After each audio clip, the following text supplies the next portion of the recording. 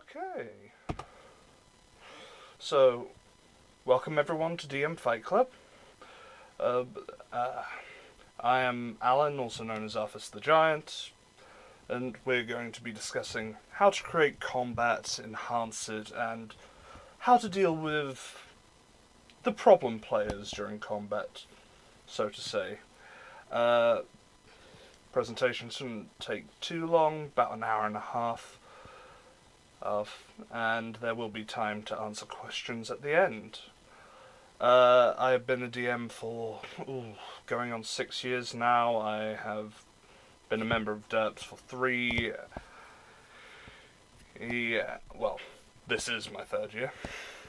Details matter. But I've also been one of the main DMs for a Dundee group known as World's End, and which meets at the old bank bar during non-pandemic times. And since we have some people here, I might as well give a teaser for the game I shall be running this year in a couple of weeks. I'm planning on doing a D&D 5th edition mid to low magic, high political intrigue D&D game, which I have named The Last King's Legacy. So, look forward to that. Hey, Austin. And right, without any further ado, let's get on with it. First, come on. First part, how to combat. This is your basics for beginners, what you need to think about when making combat, and what is actually helpful, or rather than just the regular sort of advice. So, are you the type of person when it comes time to roll for initiative who dreads it? You panic, you're not sure how it's going to go? Or are you the type of person who relishes in the combat? And I've got a couple of reaction gifts there. Now, I will start off. In most role-playing systems, there is some form of combat, but you do not need to use it. Combat is there as a tool to enhance the role-playing and the storytelling aspect, giving an element of danger and... I'm trying to think of the word. Basically, your players to butt up against something and create tension. And I will say that for this presentation, it's mostly going to be 5e focused, as that is what I know.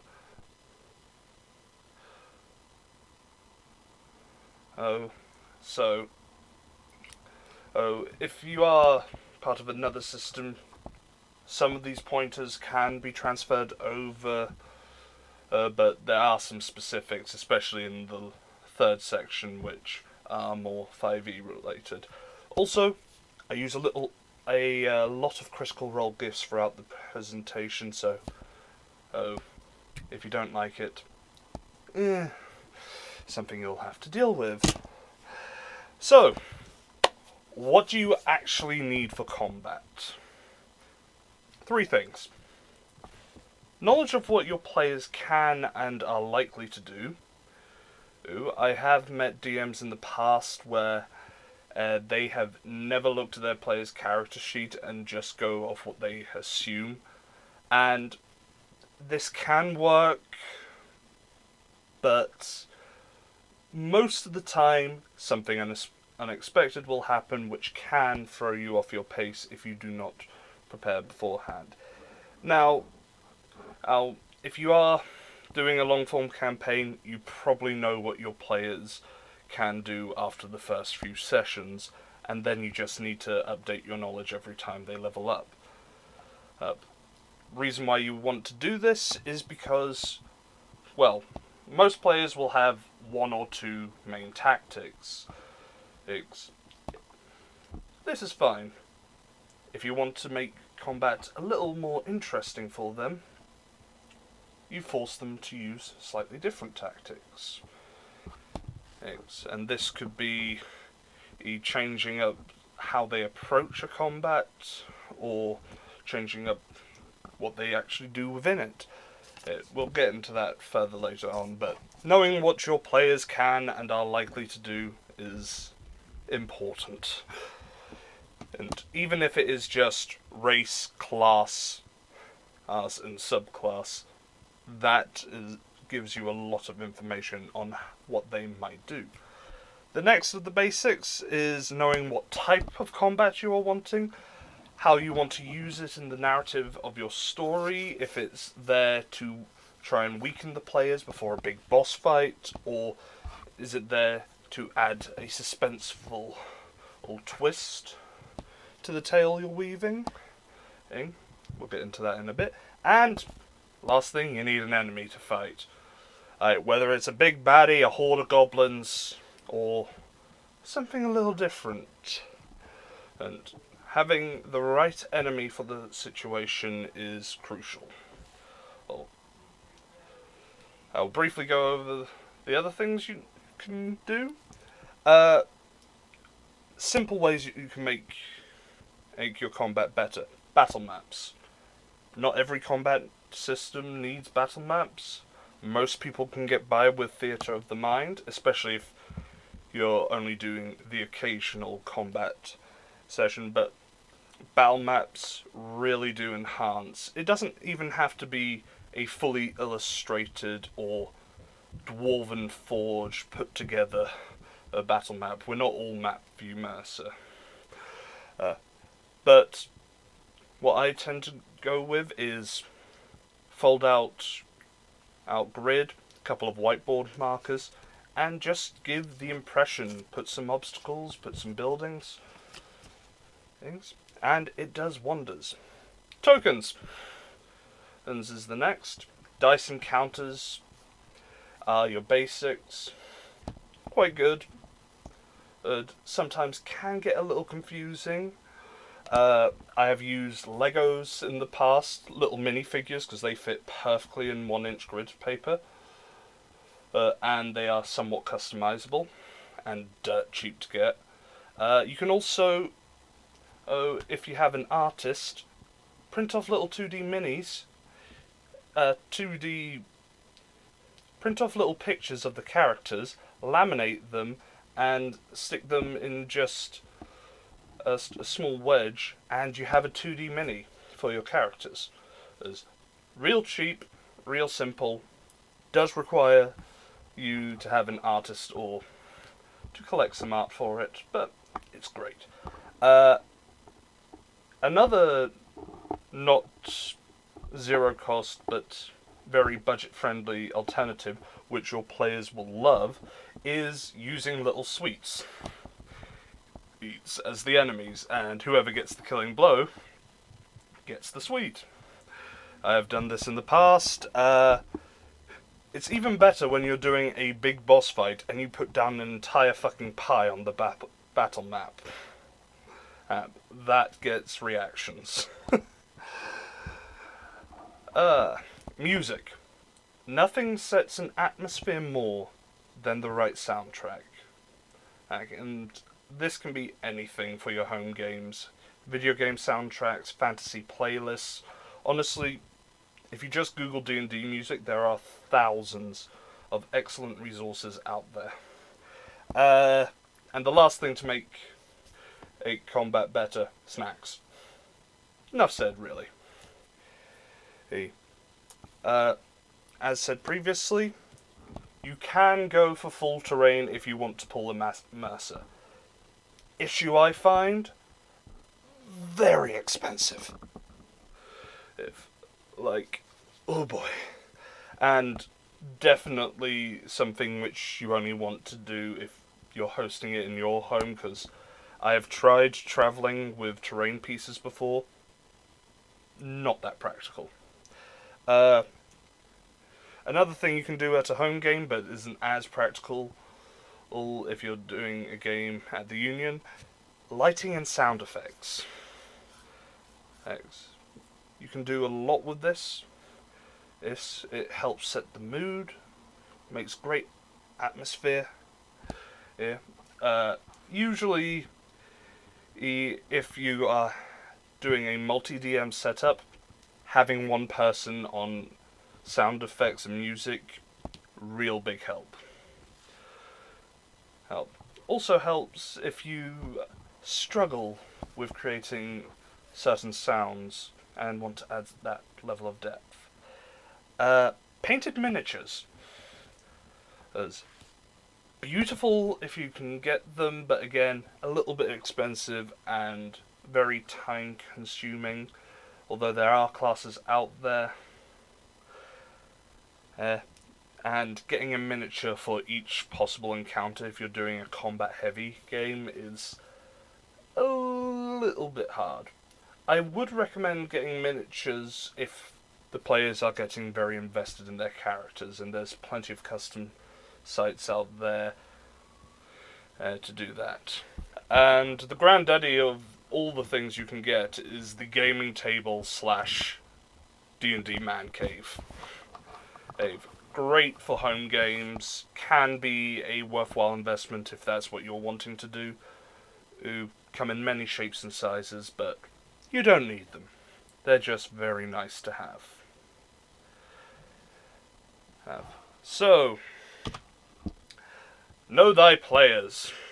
One thing you can always trust them to do is something that you have not thought of. Even if you spend an entire week planning on what they might do, there is still a chance that they will do something different. And first thing I would suggest, and this is just a good habit whether you are a combat heavy DM, combat light, combat negative, at the start of your session, check their sheets and make a note of any important info. AC, passive perception, health points, move speed, etc. It will save you both time and stress during the game. Also, it's a good idea to check up and make sure their sheet is actually correct, because if you can't understand their sheet, they're going to have some trouble understanding their sheet, and it's going to take away from time. Spells and abilities they have. Make sure to read thoroughly through them first, so that you know how they work. I was running a one-shot recently, and we had a Glamour Bard. We did not properly read through his level 14 ability until about halfway through, because people made assumptions. Yeah. I will admit, fully my mistake, but we remedied it, and the rest of the session went fine. Summons. Yes, summons are possible. At some point, one of your players is going to ask for a pet, or get a familiar, or ask for a mount, or get one of the many, many summoning spells.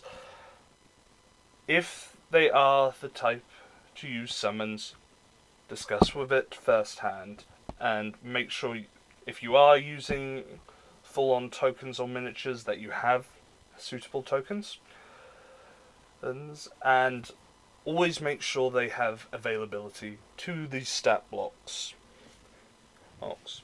And that you do as well.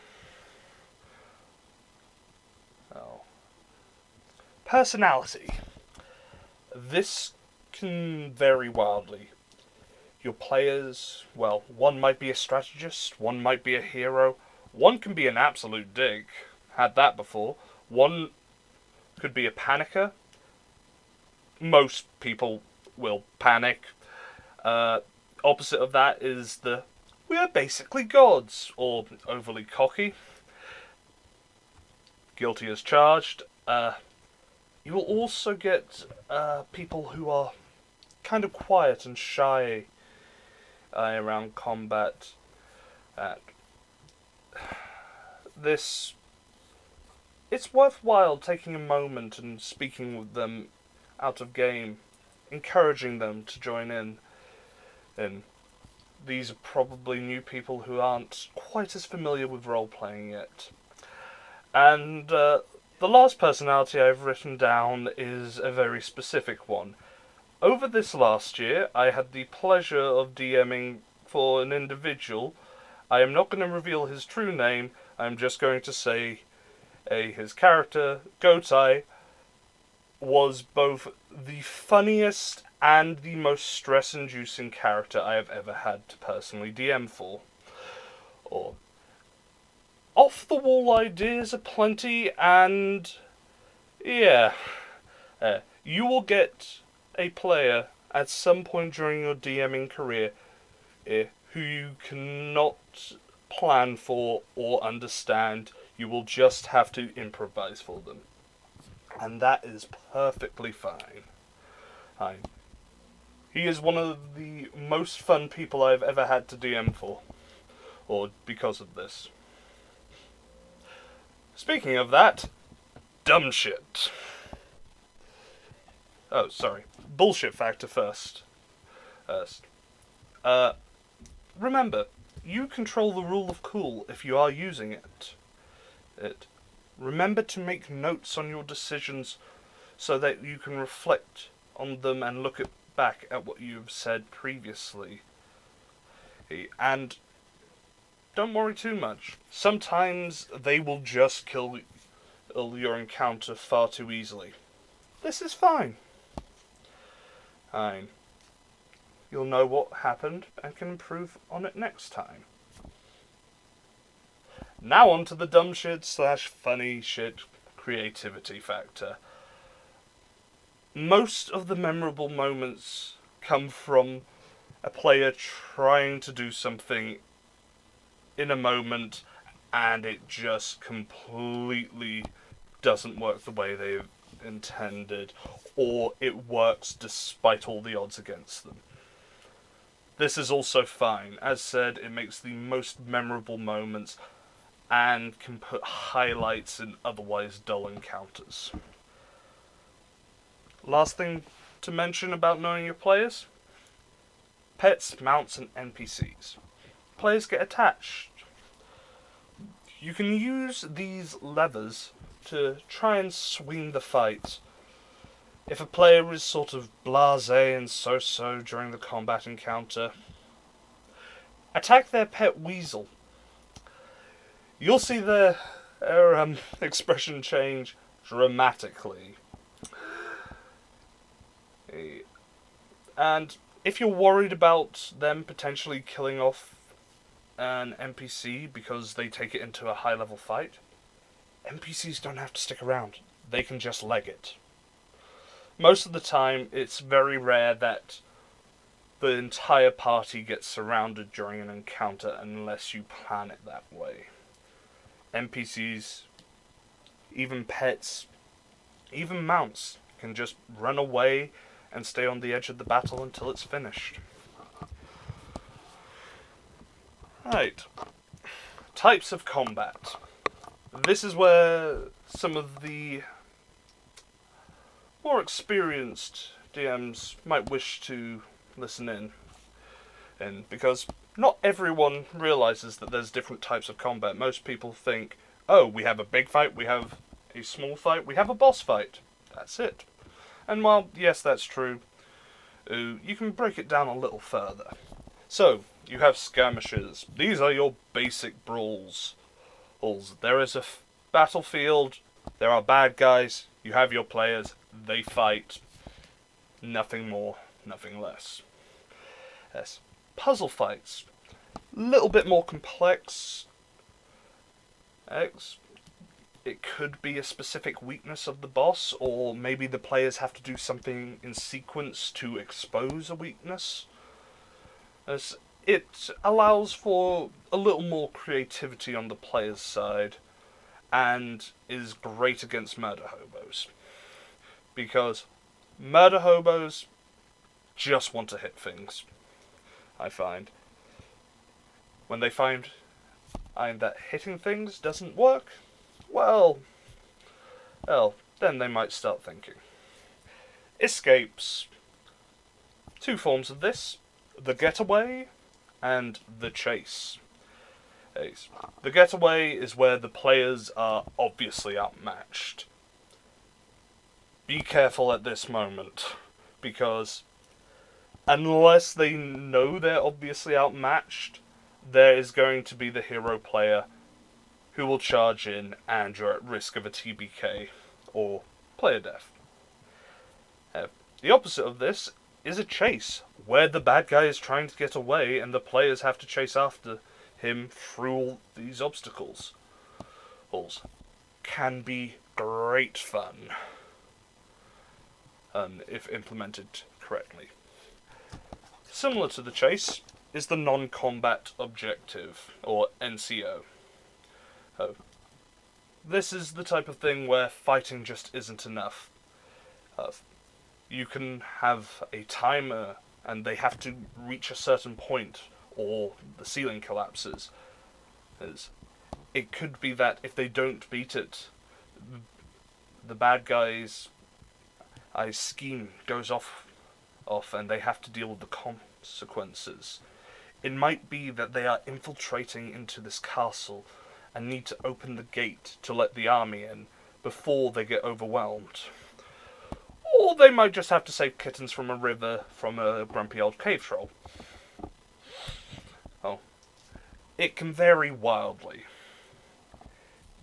But having a non-combat objective forces the players to think, and it's not always kill the baddies. And lastly, we have boss fights. A true test of skill. Usually story-focused, often a boss will be given to you by a player in their backstory. For the role-playing purposes, you will have to interpret it for how the stats and how they actually fight. More on that later. But don't be afraid to stab them with the knives they give you. This can possibly be multi-phase. It could be that they beat him, he runs away, and they fight him later. It could be that it's such a challenge that maybe not everyone makes it. But it's a chance for a certain player or the players themselves to have the spotlight, to save the day. Now, it's just not these five. You can combine them. Usually works really well, but try not to overcomplicate things. One of the main things you will learn after running combat for a while is that complexity equals longer combats. Right. On to point 3. Enemies to fight. So, where can you find monsters? You have your first party source books, your monster manual, Volo's Guide to Monsters, Mordekainen's Tome of Foes. These are all great. Lots of good lore and ideas, decent amount of variety, already established. These are the classics that players expect to come up.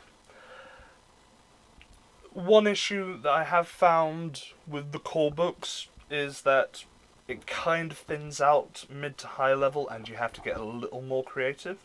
But for early game, which is what most campaigns are, it is fantastic. Then you have third-party source books.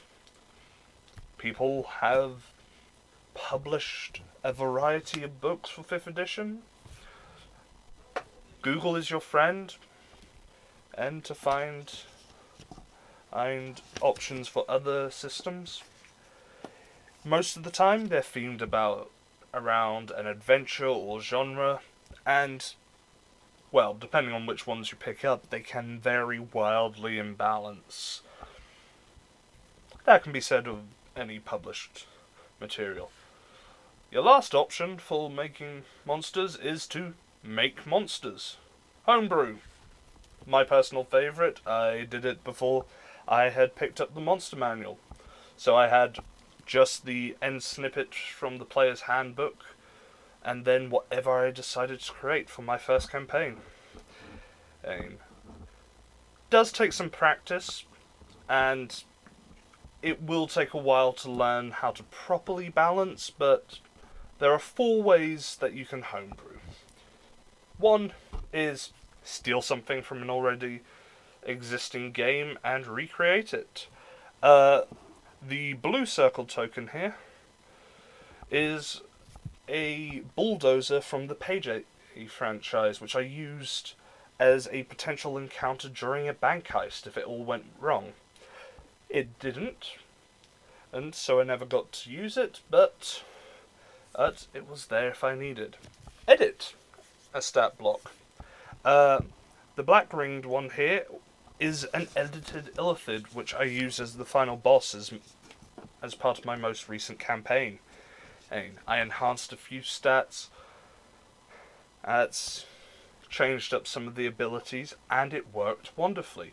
This is very good for those actually metagamers, those who, by no fault of their own, or perhaps fault of their own, have memorized every single stat block, and you're trying to find something they haven't encountered. Yeah. Type 3, Enhance. Brown bordered thing here is the icky, sticky, no good, very bad black thing. Also known as a black pudding with double the health and increase the size category by 1. Again, never actually fought it, they managed to sneak past it, but it was there, and it provides something familiar but different. And then you can just create. 8. The top one here is Shipzilla, made from the prompt of Mimic Ship, and it was a fantastic boss fight for them. The players had their own ship. This attacked. It had pseudopod cannons which would target the players, pulling them off the ship. It could ram with the big dorsal mast. It's brilliant. If you're ever stuck for ideas, Google. Google is your friend. And you will either find stat blocks which people have already made, or inspiration to make your own. Now, how do we use these enemies? Well, there are 3 basic rules. The more enemies, the harder the combat. This is what's known as the action economy. The more actions a side has, the more likely they are to win. And because higher consistency, which means more average damage per turn. Rule 2. The higher the CR are, or higher the damage the attack, the greater the possible squish factor. This mostly comes into play during the early levels, but I have killed 2 separate players by having creatures just flat out kill them. Admittedly, both the times they did get fair warning, but happens. And the last one we've already gone over, but the more complexity in the enemy, the longer the combat will be.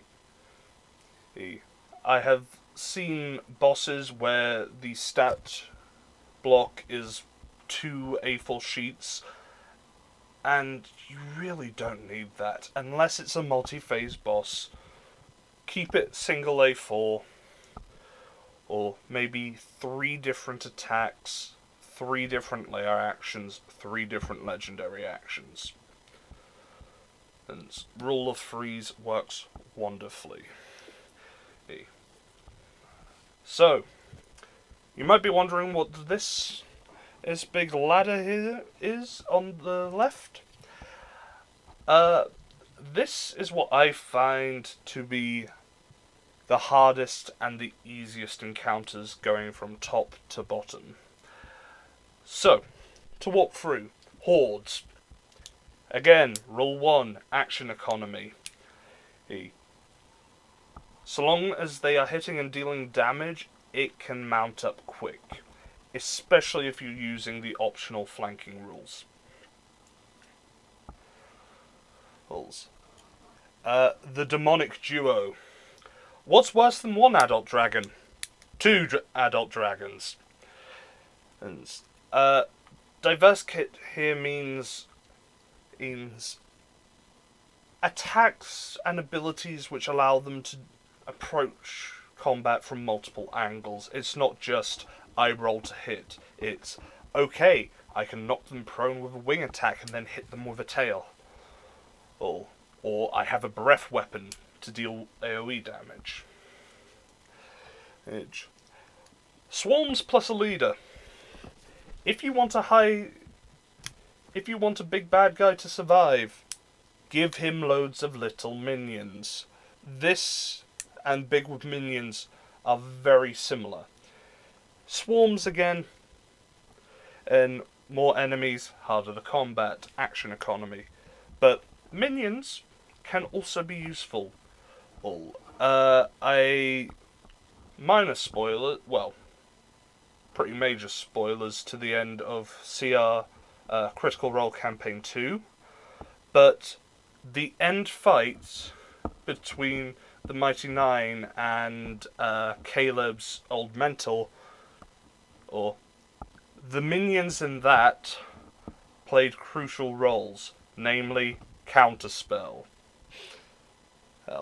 Very good for high-end boss fights. It's big with minions. Solo Smart. One high CR monster with a diverse kit. This is what Halzaf, the edited Illithid, was. Diverse kit usually has some form of escape on them, multiple ways to deal damage, some disabling conditions, and can be very good. Swarm! As we said, rule number 1, action economy. Squad, less so, but also reasonable. Usually more of them than the party, but not by much. Dastardly duo. Stuff like your giants and such fall into this category. Big honking monsters, nice thick meaty health bars, but they have two options: club, boulder. Not the best. BDI, Big Dumb Idiot. Like the Dastardly Duo, but there's only one of them. Great for mid-bosses and just encounters where you want the players to be kind of freaked out, but not at risk at losing. Patrols. It really should not be that hard for the party. Maybe 1 or 2 turns for them to drop them. And then lastly, his name is Squishy. It might be a fleeing goblin from a bigger monster. I have used this with my party. They adopted him and then he got eaten by a T-Rex. Thanks. Hello there, Gift of Gabby. We're doing good, I think, yeah.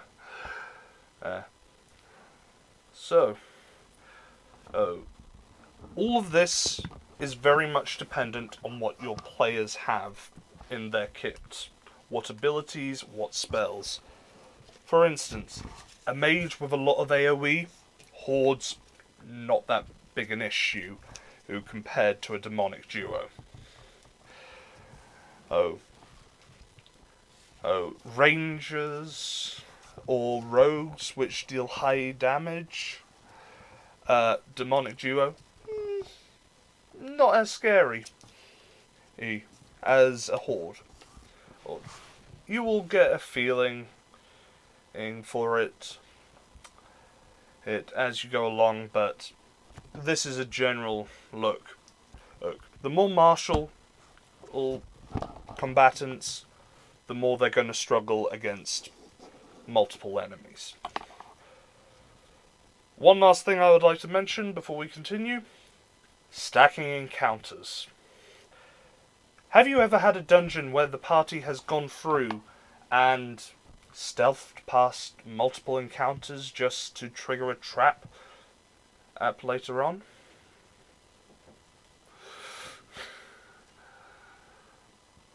Happens, and yeah, of course the enemies are going to notice and come flooding in. And the alarm bell, intruder alert. Step 1. Give your players a chance to escape. Hey, they may be on high alert, but the enemy still has to get to them. They can barricade, they can set a trap. That lowers the difficulty of these stacking encounters. Also, if you have an encounter which is based on the entire party being there, try to avoid splitting the party for it. I have had this done before, and they have had to run away from the encounter and come back another day. It is something you have to be wary of, and there's a reason why it is sage advice to never split the party. That being said, splitting the party during combat, that's something different, which we will get onto later. Right. Now for some pitfalls and some common mistakes.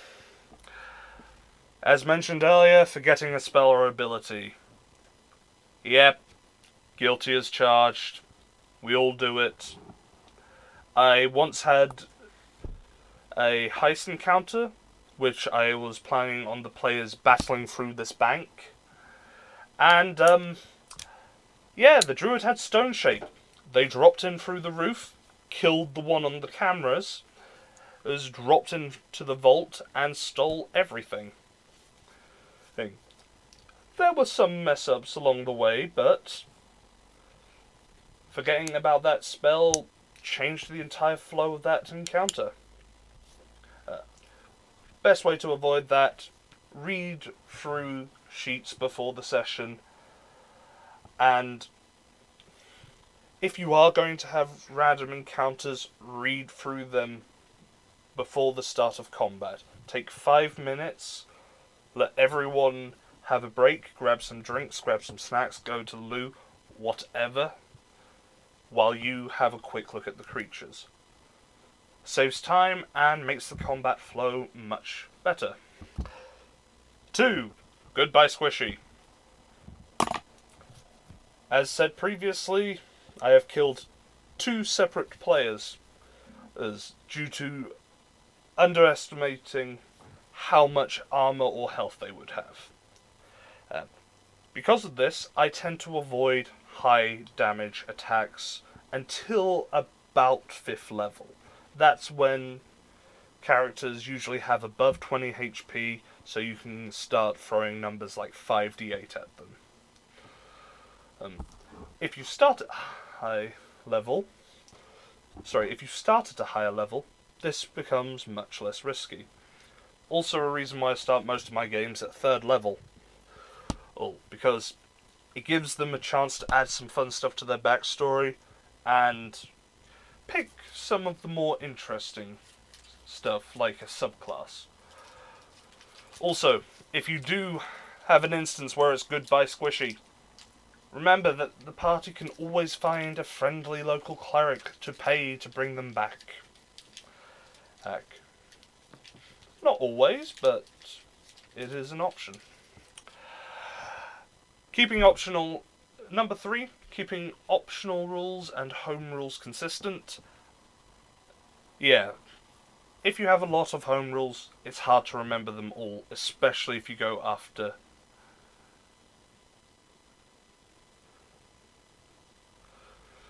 especially if you go off for a break for a period. come back and forget about them. Make a note, reread that note. If you have a DM screen, stick it to the inside. Concentration. Yeah.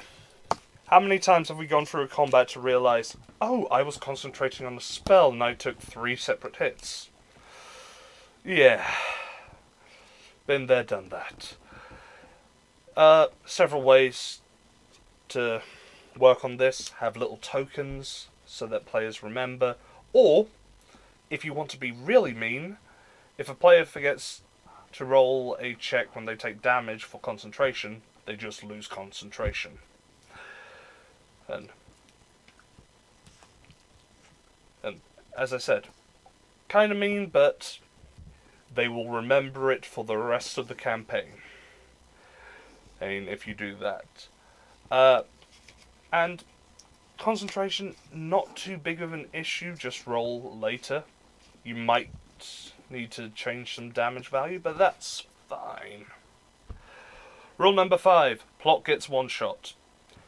We will cover this later in the enhancing combat section, but in general, there are ways which you can use to avoid your big bad evil guy dying in 1 or 2 turns. And don't worry about editing their HP mid-fight. Right. If the players are having fun, you can increase the HP.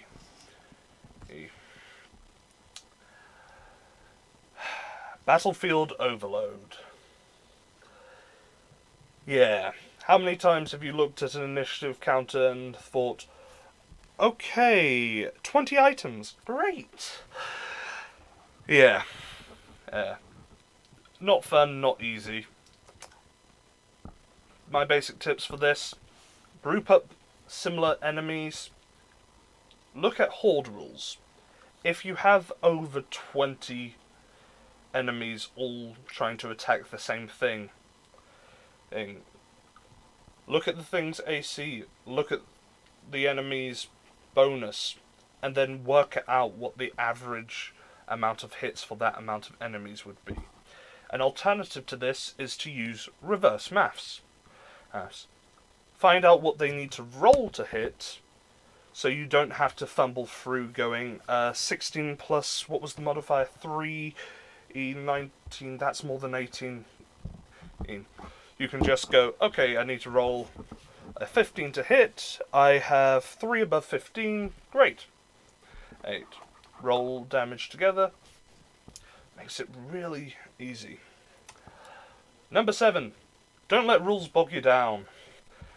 If it takes more than 30 seconds to discuss and resolve, decide in the moment for the session, and then check after and correct at the beginning of the next session. And again, comes under optional and house rules. If you make a decision, note it down and keep it consistent. And even with corrections. Number 8, the clueless enemy. We will discuss this later, but how many times have you ran a combat and the enemy has just charged in without any plan and strategy? Because that's the easiest thing to run in that moment and you're too busy panicking. Yeah. Everyone gets that.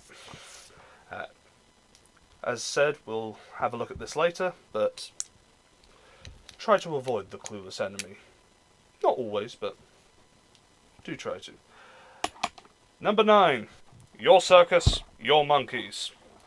You are in charge, but you also have the responsibility of trying to make things fun. Don't get too bogged down in the details, or just make decisions, run with it.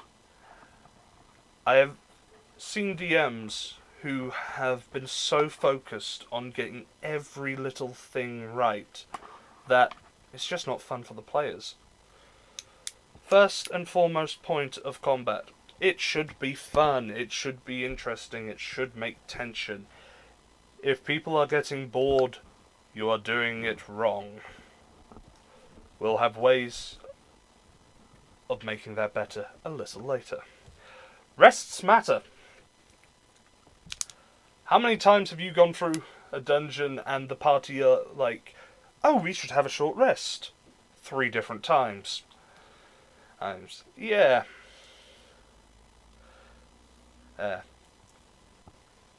It's... Resting should allow them to come back, but not ought happen every single encounter. Sometimes the enemies might have heard something and come looking. Sometimes they find a crevice and manage to hide away. Sometimes they have magic huts, and then you cry a little as they sleep while the enemies are banging on the outside. Actually, this is for the rules lawyers. Now, there's plenty of videos out there on rules lawyers. The main point is, you are the DM, you are in charge, and your decision is final. That being said, if you do have a more knowledgeable and experienced player that you trust, get them to help. Have them assist with initiative. If one of the less experienced players has a spell question but you're focusing on another player, get them to speak to that player and help them. It will save you time, hassle, and stress. Lastly, what the players don't know won't hurt them. Bit of a controversial topic, but I am fully in the realm of you are allowed to fudge rolls. Not every roll, and not all rolls, but you are allowed to fudge some. If your boss is rolling crits for days and absolutely wrecking the party, you can start fudging some rolls and forgetting some abilities. Everyone makes mistakes. It's fine.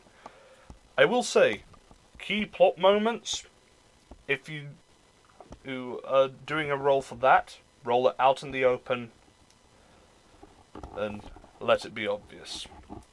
And, of course, it's the case of stop when it's not fun.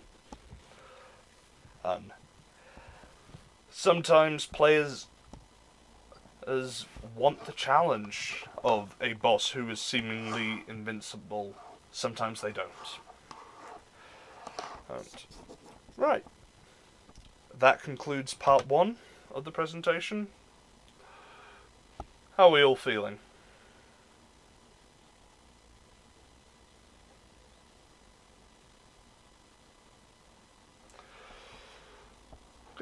Good. Right. Enhancing your combat. Taking it up to the next level. You've got the basics now. How do you make it even better? So, what is detect? This is my own little thing that I've come up with, which I use pretty much whenever I'm making a combat encounter, which is not just, there should be a fight here to break up the monotony of either travel or just the story. It's all about pacing. So, detect. What does it stand for? Damage, environment, traps, escape and evasion, conditions, and tactics. Damage, fairly obvious. Dealing damage, taking damage. Thinking about how much and how you can adjust it. Environment is where the players are fighting and how to make it more interesting for both the players and yourself as the bad guys. Nice. Traps. The gotcha moments that swing the tides of the fight. Most of the time, encounters are in enemy territory. Enemies will have time to prepare and will be able to get traps set up. Escape/evasion. Getting out and living to fight another day and avoiding the plot getting one-shot. This is how you artificially lengthen your combats to make it more fun. And again, avoiding the plot getting one-shot. Conditions. And another way to lengthen the combat, this time by messing with the players, but not necessarily damaging them. Very good for early game fights. It's using a lot of minor conditions. And finally, tactics. The enemies know what they're doing, and they are bringing the pain. Not all enemies will be brain dead, Ed. Some enemies have intelligence. Make it seem like they are actually intelligent. This also falls under the combos category. And how you can best apply damage and make that work. So, speaking of damage, D is for damage. We'll start with how to properly deal damage. How does your monster deal damage? Is it one big hit or multiple little ones? Again, action economy. Most people will say one big hit is much more impactful, but death by 1,000 cuts, it's a matter of consistency. Also, if you have loads of little instances of damage, you can spread it around. You don't always have to focus one on. If you do, it means healers are going to be a little less pressured, and players are more likely to get squished. Damage types matter. There are 13 different damage types in D&D 5e. Fire and poison are the most resisted when it comes to players. Force is rarely resisted. Think about what defenses your player has, resistances, on the rare occasion immunities, spells, else. Use damage types which either avoid it if you're wanting in a slightly harder battle, or bounce into it, especially when it comes to spells.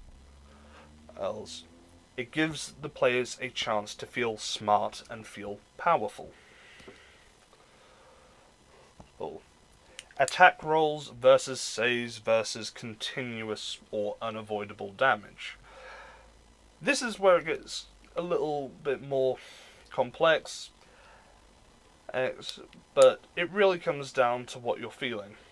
Attack rolls tend to be better earlier, at the earlier levels, whereas saves are better at the later levels. Because, well, except from a few, most players don't get proficiency to their saves, but all players get proficiency to the attack rolls they're using, unless they're doing something weird. Continuous damage, or guaranteed damage, is stuff like magic missile, or I can't remember which troll it is, but there is a troll which, when you hit it, it deals a burst of acid damage around it.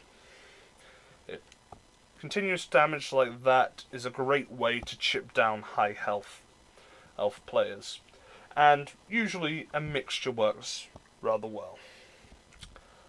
How much damage per turn?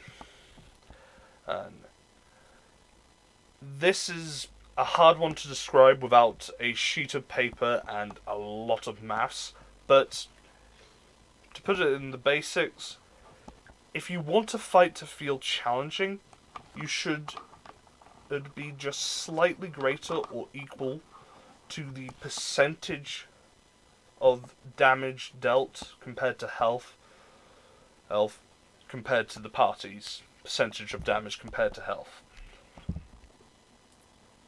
Confused? Don't worry. There are a few videos out there. Most of the time, this is dealt with by CR, or challenge rating, and there are plenty of websites out there to balance that for you. Damage out of turn. The big problem with your basic enemies, if you group them all together, is you have a big block of damage, and then all the players doing their damage. This is kind of like two boxers just throwing big, slow haymakers and uppercuts at each other. There is no obvious risk until someone drops. Splitting up the damage and dealing damage out of turn through legendary actions or splitting up initiatives is help create this ebb and flow to the combat, which allows and forces players to think on their feet and change when needed. Right, taking damage. You have resistances and immunities. These are the classical way.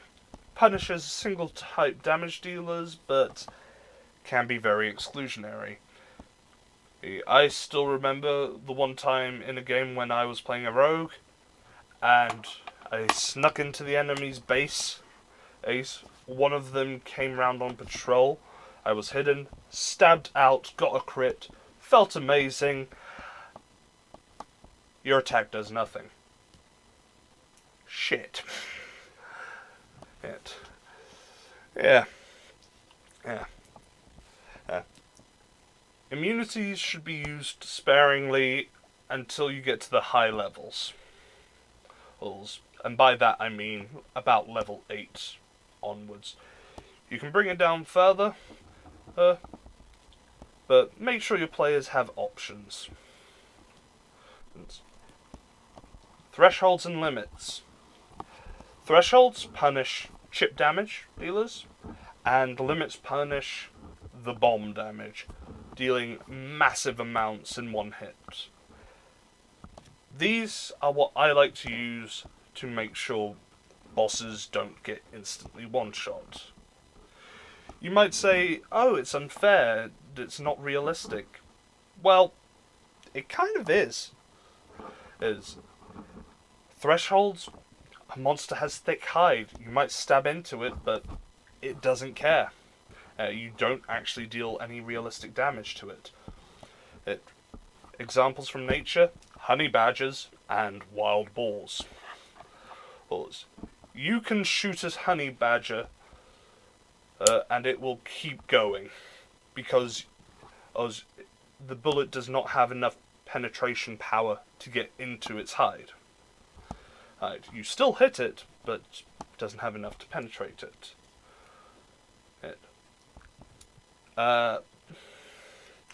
Limits, you can only deal so much damage to an arm before maybe the arm goes, or such. But yeah. Damage mitigation. Evasion, spell resistance, heavy armor master. All of these are damage mitigation. And spell resistance is the most common. If you look through the demons or devils section, you will find most above a CR6 have it, and honestly I forget about it half the time, but it is one of the most punishing damage mitigations there is, without feeling too punishing. And you can always create your own. Maybe a certain damage type does a reduced amount of damage, like Heavy Armor Master. Maybe because of its mental protection, psionics, it has an evasion-like ability to mental saves, which deal damage. Have an experiment, and figure out what you like. Pick your fights. So, you have a bad guy who is a spellcaster in a big lair with loads of steps. he is not going to want to charge up against the knight in about 6 foot of plate with a sword bigger than a door. Or pick your fight. Go where the players are uncomfortable and make them adapt at, and reward them for adapting into it. Lastly, the 0 health encounter. Great for non-combat encounters, non-combat objectives and puzzle fights. Murder, hobos, hate it. There is a story I once heard about a guy who was running a dragon fight for a group of kids in a local D&D club and was not writing down any damage that the dragon was taking. One of the other DMs asked him afterwards why he wasn't. His answer? You stop the fight when the fight is no longer fun. And that's how you make it rewarding. Try and experiment. Not every fight has to be a no health encounter, but it can be interesting. Right. We're on to environment. This is a warning for the headphone users now,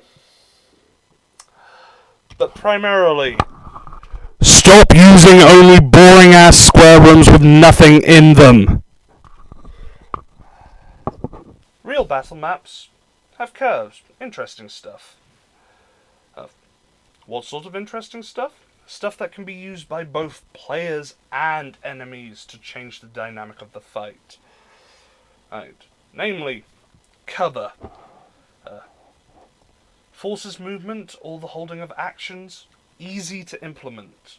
If you have a DM screen, there is a section specifically for the advantages of cover, both half, and 3/4. As having multiple levels or elevation in your battle map. Little hard to implement, but so long as the players know what's going on, it allows for very interesting tactics. It changes up sight lines, allows enemies or players to drop shit on their opponents. And if you're worried about out-portraying it, break up the map into separate levels. I did this for a vampire's mansion, worked wonderfully. Slopes. Sliding is fun. It also creates a one-directional flow, encouraging combat to push in one direction, and it punishes those who wish to backpedal. Slopes are hard to get up. It slows them down when they're trying to run away, and you can set up traps with it. Stuff to flip over and move. How many times have you been in a banquet hall and there's been a table and the first thought you have is flip over and shoot from behind it? Pretty much whenever there's a big table, and you're playing a ranged character. It can also be used as improvised weapons. I once had an encounter with a ghost where my barbarian was picking up chairs beside the table and throwing them at the ghost. He was an idiot, but it was a cool moment. And that's what flipping stuff and stuff that the players can interact and grab onto gives. It gives moments of badassery and moments of dumbassery. They can also use it to set up blockades or choke points. Weather. How many times have you said it's a dreary rain, and then you come to a combat and you have spellcasters or ranged combatants firing off into the far distance? Weather can block sightlines. It makes moving harder. It can make stealth both harder and easier, and it creates a level of suspense and setting the story tone. Dangly things. chandeliers, ropes, chains. I can't remember the character's name, but Patrick Rothfuss's character from Acquisitions Incorporated has a fetish for chandeliers, and I understand why. Chandeliers are both great for dynamic fighting, and also, I have had a vampire drop a chandelier on a player before, and it was hilarious. Yes. The badassery and the dumbassery potential is infinite if you have dangly things. It also allows for just cool moments and flanking around if you swing round an enemy and stab them in the back. Fortifications and choke points. Again, if an enemy has time, they are going to make it difficult.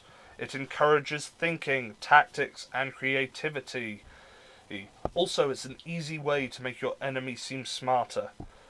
Have a look at how old castles were built.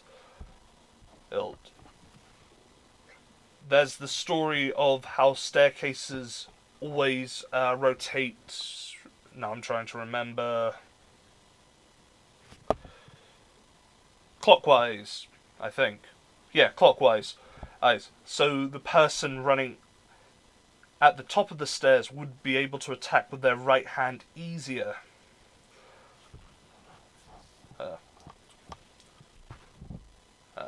Other phenomena. Elements. Wind, water, fire. Mudslides. I had a mudslide in one of my games, and the players loved it because it created an interesting issue and made them think about their positioning. Innocent bystanders. As if you're doing an assassination attempt, it's not always going to be just the guy in his house with his guards. He might be out at the market, innocent people walking by, and it creates a moral dilemma. Running water. Oh boy. Running water is the most dangerous thing I have found in D&D. Because heavy armor does not allow you to swim. Pretty much at all. And that is realistic. Battle of Stirling Bridge. The reason the English lost. Heavy armor.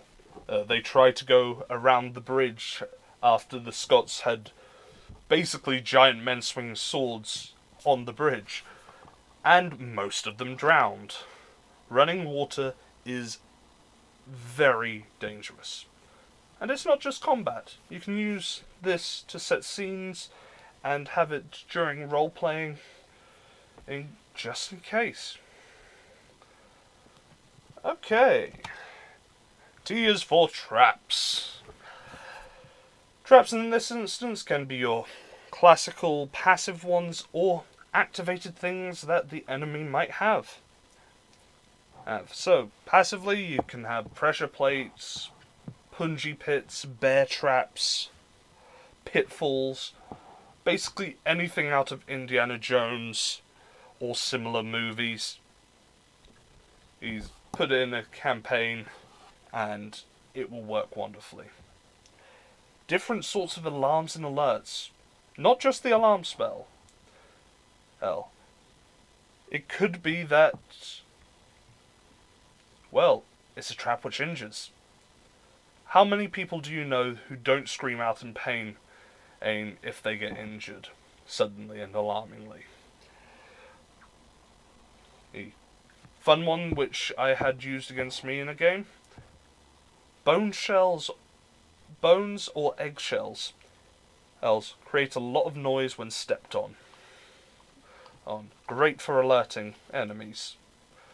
And, well, if in doubt, make something go boom. And that will get people's attention. Lastly, surprise mimic. Speaks for itself. Doesn't always have to be chests. It could be doors, signs, carrots. It's spider webs. Also have a look at other potential animated objects. The Rug of Smothering is a great trap that I've seen implemented in combat, which is just passively there until the players step on it. Then you have your activated traps. These are traps which the enemy will specifically activate. This could be like mounted weapons would technically fit under this category, along with traditional triggering traps and stuff which you drop. There is a reason why during sieges, the most dangerous thing about a siege was getting a rock dropped on your head, because it was cheap, it was easy, and it was effortless. It could also be the case of you put a random lever there, which the bad guy was ominously standing next to and trying to get to when the battle started. 9 times out of 10, if you put a big red button in the battlefield, the players will get themselves with it. Just out of curiosity.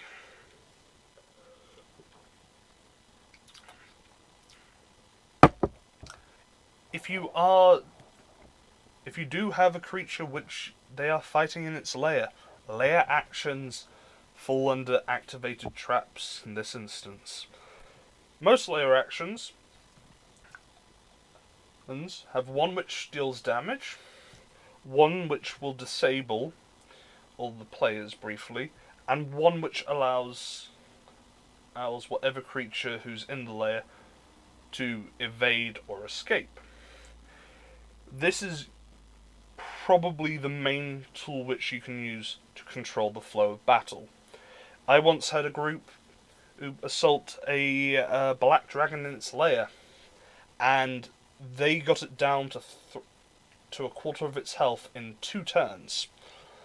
The battle continued on for 8 more turns because I used lair actions to help the dragon evade the damage. If you're not being able to deal damage, you can use the lair actions to deal damage. It's all about what you need. It's another toolkit.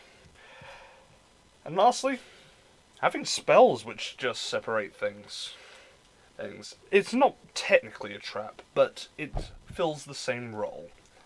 Any spell with wall in its name will do this.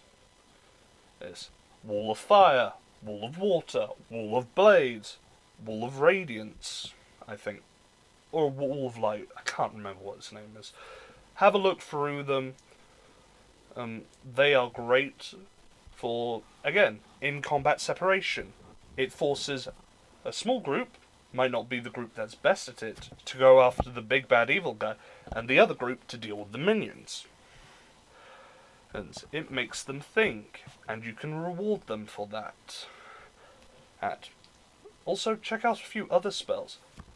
Some spells are specifically designed for DMs to use, not the players. Have a look, find some interesting stuff, and use it. Also, if there isn't anything, you can make your own spells and have them be tailored to the scenario. Right. Evasion/escape. This is how you stop your boss getting killed instantly and make the combat last a little longer, which makes it a little more interesting. We'll start with evasion. This is, you're in combat but you don't want to leave combat, but you want to get a little bit of breathing room. First of all, move speed.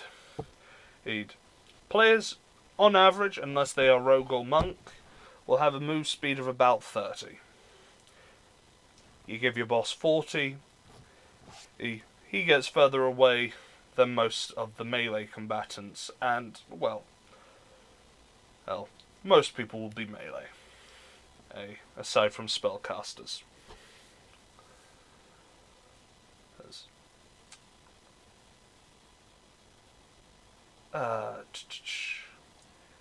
Where'd he go? Invisibility exists and works wonders. But it is a common thing and easy to kind of work around. And maybe your monster knows this.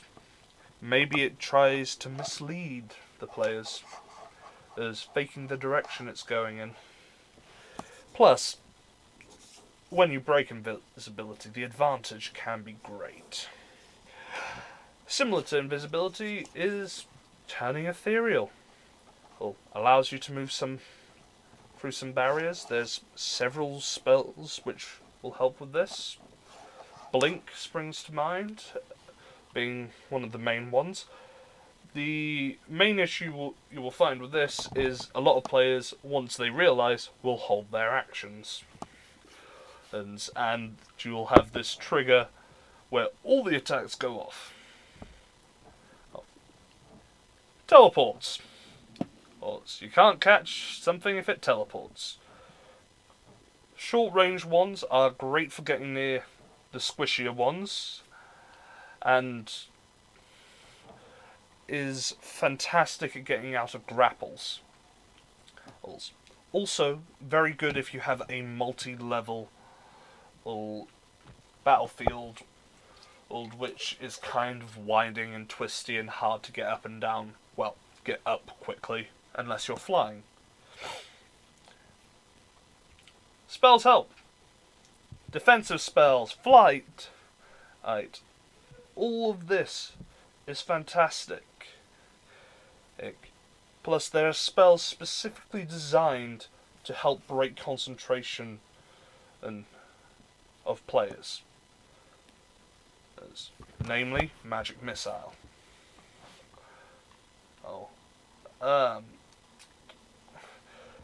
Pretty much any defensive spell that your players can use for your bad guys. It really does help. Also, one of the less common ones, Knockback. Helps you avoid attacks of opportunity, and if there are edges, over they go. Creates that sort of risk-reward dynamic and makes positioning matter. Right. Escapes. This is when you want to leave the fight and survive another day. Most of these are common sense, but some you might not have thought of. Long-range teleports. Easy. It allows you to escape almost instantly. Main issue you might have, Counterspell. Fantastic little spell. Annoying as balls. This is where you would have another little henchman to counter the counterspell. But we'll get to that later. Legate. All the evasion ones can be used to help you escape. You can turn invisible and just leave. You can turn ethereal and just leave. You can just run away.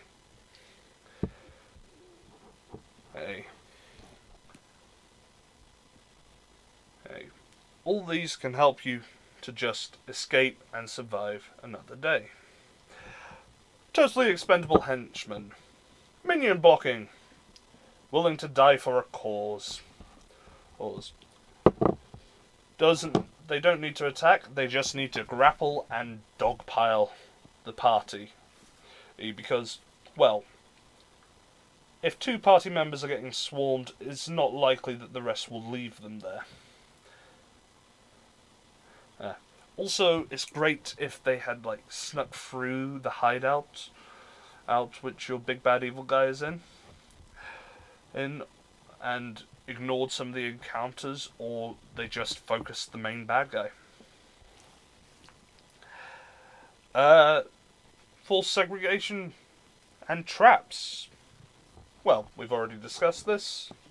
Walls are great. Natural barriers, cave-ins. will stop a party dead in their tracks, because a cave-in will take about 1 round to prepare and execute, and 10 rounds to deal with.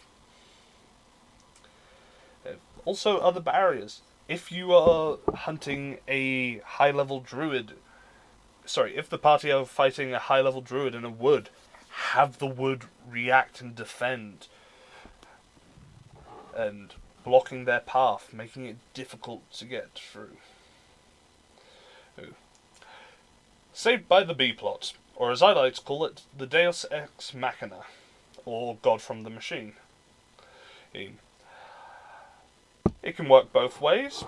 If your party is having problems and 3 of them are down on death saves and 2 of them are not looking so healthy, have help come in as the bad guy runs away.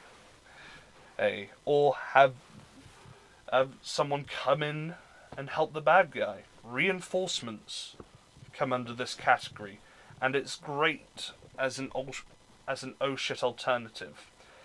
Also, if you are running a game and they're fighting not the main bad guy, but one of the intermediaries, it can be a great chance to introduce the new baddie who comes to their minion's aid. And lastly, wait, we killed the wrong guy? It's cheap, but effective. Examples of this: Borderlands 2. There is a mission where you go after clones of Handsome Jack. And you don't realise it, and it works wonders. High-level spellcasters, the classic of the Lich. Both have this in Phylacteries and the clone spell. Also, how often is it that a party defeats the big bad evil guy, leaves him there, goes off to town to celebrate? Have some followers come in, revive. Anything the players can do, you can realistically use for your bad guys. So, they are celebrating, having just defeated the bad guy, and then his plot suddenly concludes its evil plan. And they discover, wait, he's not dead? Teaches them to be a little more efficient. Now, conditions. These are what you use to artificially lengthen a fight and disrupt the player's plans. And not so much of a tactical decision, more of a, right, you're going to have to get past this type of thing. Disruptive conditions include blinded and deafened.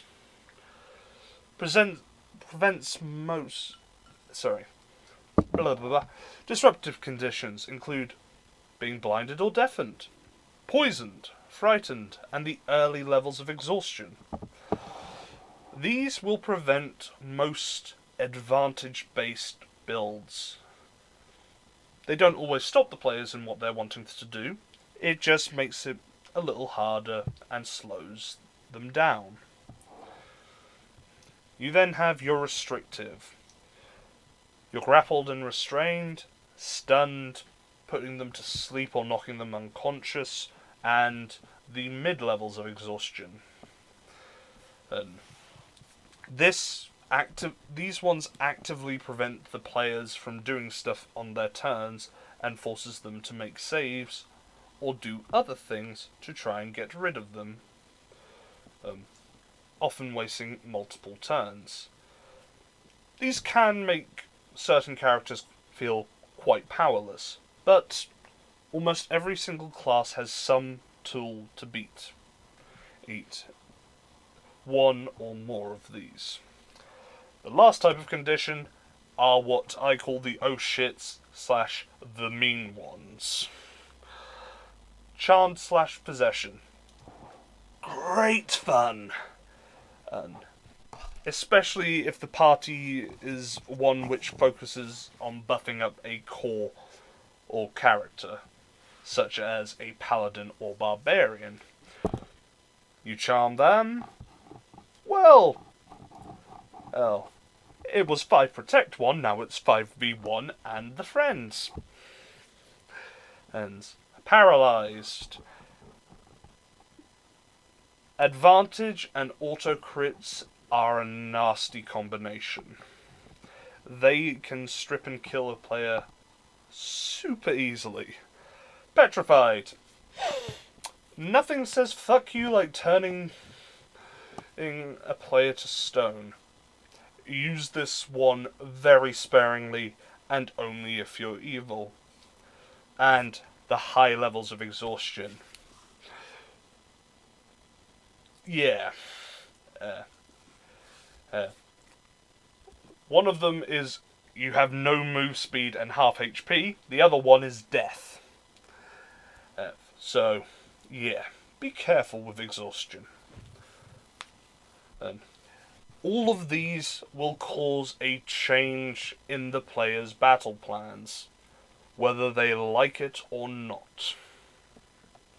But these are the conditions you use if you are losing and you want to say, here, think about this.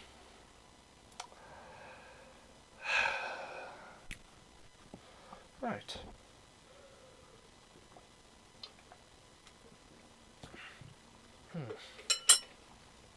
Lastly, T is for tactics. You know how I said we would be talking about the mindless goon?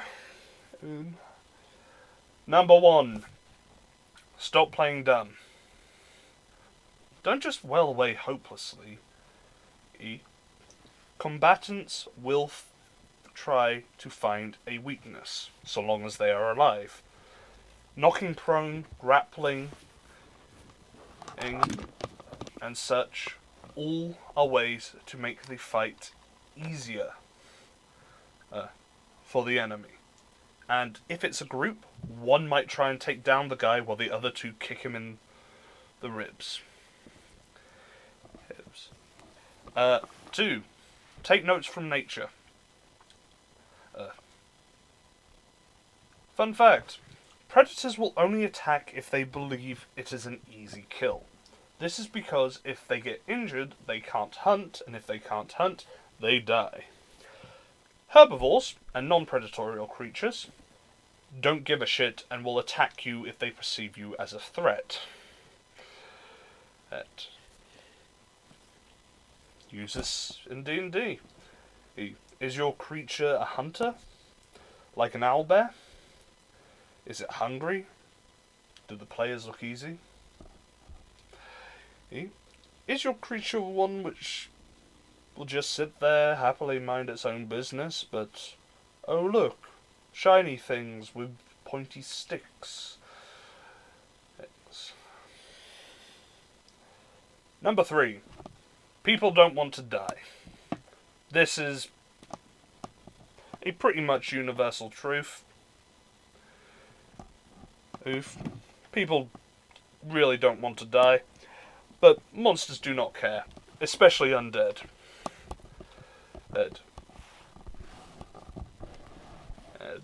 Aberrations, horrors, all of those, they will just attack and fight to the death.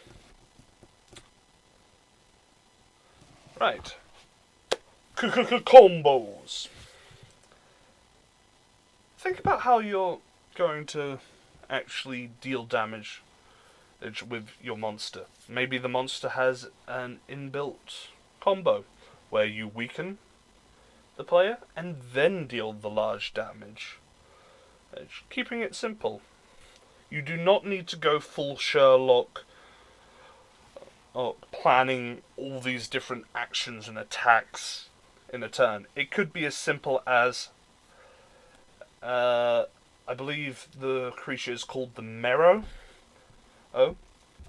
It has a harpoon. What it does, harpoons, pulls in on a save, and then has a big melee a attack which does a lot of damage. It's simple combo, which the players can recognize and work around. Also, if you have more than one creature, teamwork is a brilliant thing. Easiest way to do this? Flanking, if you're running those rules. Otherwise, one going high, one going low. On the same creature. Number 5, notoriety. This is one of my biggest pet peeves, because there is actually a table out there, I can't remember which book or source it's from, which breaks up the game into 5 different sections by level. 1 to 4 is local heroes. 4 to 8 is like county heroes. 9 to 12 is national heroes. 12 to 16 is... 13 to 16 is Heroes of the Realm. And then 17 to 20 are Heroes of the Plane. Basically, the more adventures and the more people you help and save, the more they're going to talk about it. The more they talk about it, the faster and further the rumours spread. And people talk about how people did their victories. This gives more information to the bad guys, which is more ways for them to try and limit the players. Maybe you have a level 8 party, they have impressed a local lord and the surrounding county has thrown a party in their honour, and you are asked to tell the tales of your exploits. Those tales spread across the county and beyond. And then the big bad evil guy hears of it. Well, they know how you did that one. They're going to try and prevent it. Number 6, take the high ground. It's not just a meme, it's a real thing. Look up where most castles are built. On top of hills. Why? Because it is easy to look down and it takes forever to walk up. It slows down your melee characters, and if there are no melee characters, dropping prone is a free action, making it harder for ranged attacks to hit. Doesn't do much for fireball though. But hey, you can't get everything. Number 7, choke points. Again, I will be referencing castles, but most gatehouses, when you look at them, and they're in Curse of Strahd, minor spoilers here, but there is a very late on temple known as the Temple of Amber. At the start of that, you see this structure. It's a door, but there is this like corridor leading to it, with arrow slits. Well, party would have to venture through that, and there is nice cover for the enemies to shoot through, without being shot at themselves. If in doubt for a fort or keep, look up real-world examples of castles.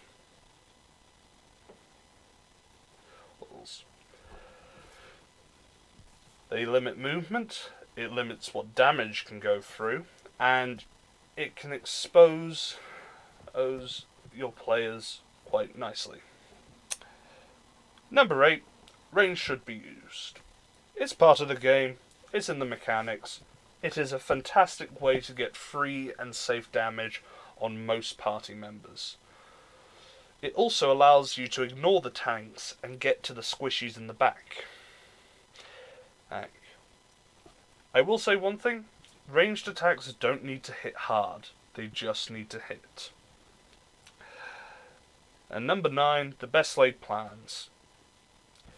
if you have a bad guy who knows that the good guys are coming, well, they have time to plan. The longer the good guys take, the more time they have to plan, and the harder it will be. This will encourage faster movement and more action from your players. Right, and that's the detect system, which I tend to use. So, the last section we're going on to is the toolkit. These are ways you can either deal with problem players or enhance players who don't usually get a time to shine. Give them a chance to really show what they can do. Now, if you go out there and Google, you will find hundreds of different lists listing broken builds and super powerful, impossible to kill builds and nonsense like that. Well, here's the problem. Everything has a weakness. So in war, the way is to avoid what is strong and strike at what is weak. By Sun Tzu. Those who don't know, Sun Tzu wrote a little book called The Art of War. It's kind of good, to put it easy. There is a reason why we call these players min-maxers.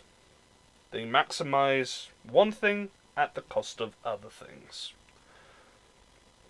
Everyone has a weakness. Use it to create threat. Threat creates tension. And tension gives an opportunity to excel. Knowing what the build wishes to achieve and being able to counter it will help you a lot. It's not about winning the game, it's about making a fun story. And no one likes a story where it is just one guy rampaging through hordes of enemies. There has to be moments of weakness, moments of struggle. This is what makes characters like Saitama from One Punch Man much more interesting than Superman. Saitama shows weakness and shows character. Superman, kinda boring. So, I've chosen 10 builds which I have come across often enough that they are annoying, difficult to deal with, can have you puzzling through it. And these are focused on combat. There are other builds focused on out of combat measures. This is just a combat focused presentation, so here. First of these is a bit generic, but the Unbreakable Wall. Tank builds. Plenty of them out there. Probably the least offensive of the min-maxers. And these are not just tanky classes, these are the builds which go above and beyond. And usually they're either based in Paladin due to high armor and good saves, or Barbarian due to high health and good resistances. Mainly focus on having either a lot of HP, a lot of armor, or a lot of resistances. Usually a case of picking two of those. Can be frustrating because you're going to miss those with higher armor a lot. High saves are going to reduce your damage, same with resistances. They usually leave damage and crowd control on the back burner. Some examples of these, which I've written down, are Yonti Ancient's Paladin, for when you just don't want spells to affect you. Moon Druid plus Bear Totem Barbarian. A build which I like to call the Fatty Barb, which is Hill Dwarf, 1 level in Draconic Sorcerer, and then any Barbarian, and plus maxed out Con, you get like roughly 20 HP per level. All, and just makes you a complete sponge. Another one, which is a little weird, it is a 2-player build where you have a small race as a Cavalier Fighter with Mounted Combatant, and a medium race with Ancestral Guardian Barbarian. What this does is there are 2 abilities from the Cavalier and Ancestral Guardian Barbarian which says,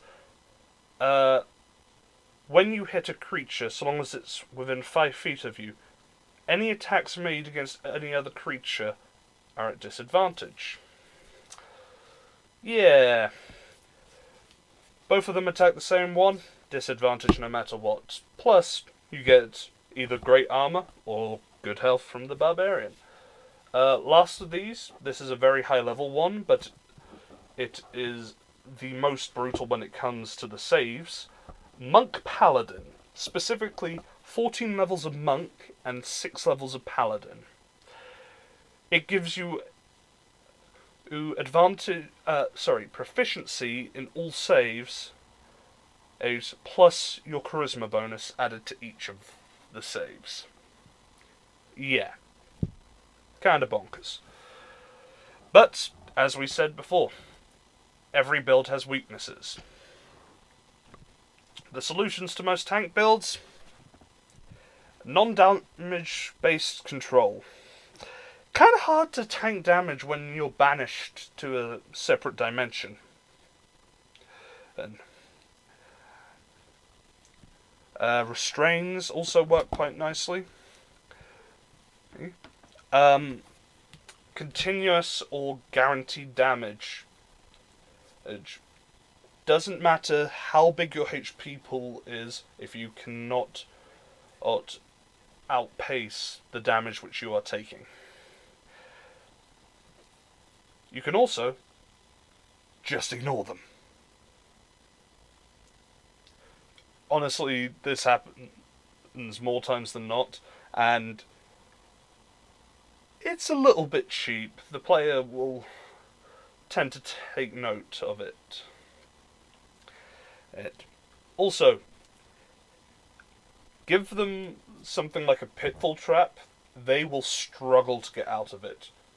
Most wall builds, these big tanks, do not have a lot of movement-based stuff. Obviously, there are exceptions to this, but if you drop them down a pit and then start the combat, they will spend 3 or 4 turns trying to get out the pit before being effective. Also, as mentioned before, it's usually a pick 2 scenario between HP, armor, and saves. Poke at the weakness. If they have HP and armor, force them to make saving throws. Hello, fighters. If they have armor and saves, continuous damage, attack that HP pool. And then HP and armor. HP and saves. A lot of attacks. Right. That's how you deal with tanks. Again, not that offensive, but can be annoying. Also, losing combat does not necessarily mean all the players drop to 0. It could be all the players are disabled or captured. But tweak about with that to see what works. Polearm Master plus Sentinel. If you haven't heard of this build, what this build relies on is area denial. Using a reach weapon, usually a glaive or a halberd, and Polearm Master allows any opportunity attack you make. Allows you to make opportunity attacks whenever a creature enters your attack range. Sentinel says whenever you hit a creature with an opportunity attack, their speed drops to 0 for the turn, which often leaves creatures outside of their effective attack range. Also allows the build to be very high damage and great at single target control. I had a Polearm Master in my previous campaign. Yeah. Had to build around him a little. Luckily he didn't go Sentinel. Very level intensive. Usually can start off about 4th level if they are really focusing on it, but usually only gets going at level 8 or so. They are going to want to grab additional damage. They might also be a crit fisher, which we'll get on to later. The ultimate version of this I have seen is the 20th level Bugbear Rune Knight, which gives you a 20-foot reach. So that's 45 feet across on a battlefield which you cannot have one of your enemies move through without getting hit. The thing which makes this absolutely nuts, and it only happens if you allow it, is the UA Unearthed Arcana fighting style Tunnel Fighter, which says, as a bonus action, you may enter a stance. While in this stance, opportunity attacks do not cost your reaction.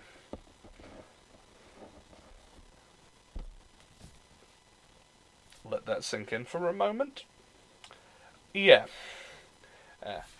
That is a level of nutty bonkers which is stupid. And it allows you to make an opportunity attack if someone moves within 5 feet, but only once per turn. Still. Right. So how do you beat this monstrosity? Actually, really simple. Keep at range. Arrows, thrown projectiles, and spells all don't get within its range. And it's super easy. Teleporting does not trigger the attack of opportunity. And so long as they don't have a Tunnel Fighter or an ability which allows them to make an attack while you move within 5 feet, forced movement, if you break that barrier, prevents the Polearm Master trigger. There you go. They tend to also have lower stats, so saving throws punish them for it. And interesting thing that I found, and if you break the character's arm, they can't really use a polearm, which makes it very difficult for them to attack. Again, that's kind of a dickish thing to do. But if it's really bad, I would suggest breaking an arm. No one clip that. Anyway, on to the next one, the Crossbow Sniper.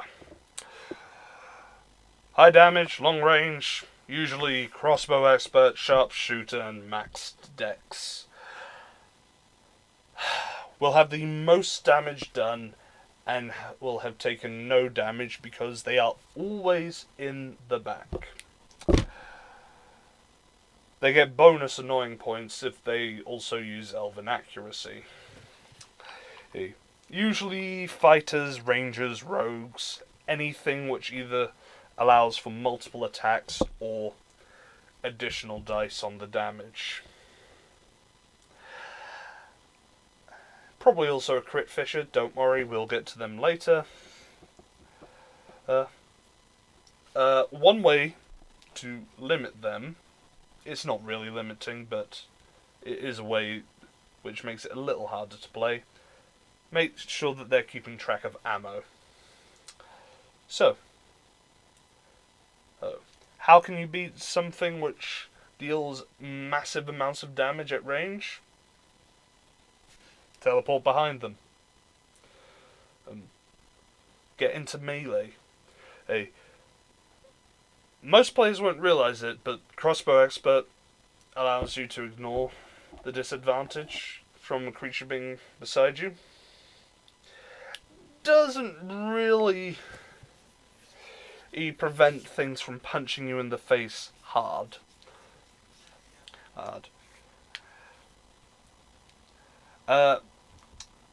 You can also break up their sightline through like smoke, curvy corridors, short sightlines, and cover. Well, full cover. Dropping prone is a free action. It costs no movement. And so long as you don't have someone within melee, it's actually really good against the ranged.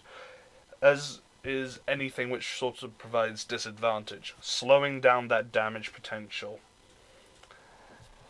Oh. And lastly, range mitigation. Piercing immunity, deflecting hides. Anything which causes a range attack to not hit works against these guys. Don't do it too often, otherwise it's kind of dickish. Ish. So yeah. The Eldritch Machine Gun. Not many people have heard of this one. To break it down simply, it is a Sorcerer Warlock multiclass. You can go even further to go Sorcerer Warlock Fighter, which can allow up to 12 attacks at 20th level. That being main action, Eldritch Blast for 4 bolts, action Surge for Eldritch Blast for 4 bolts, Quicken Spell Eldritch Blast for 4 bolts, 12 shots. It is nasty.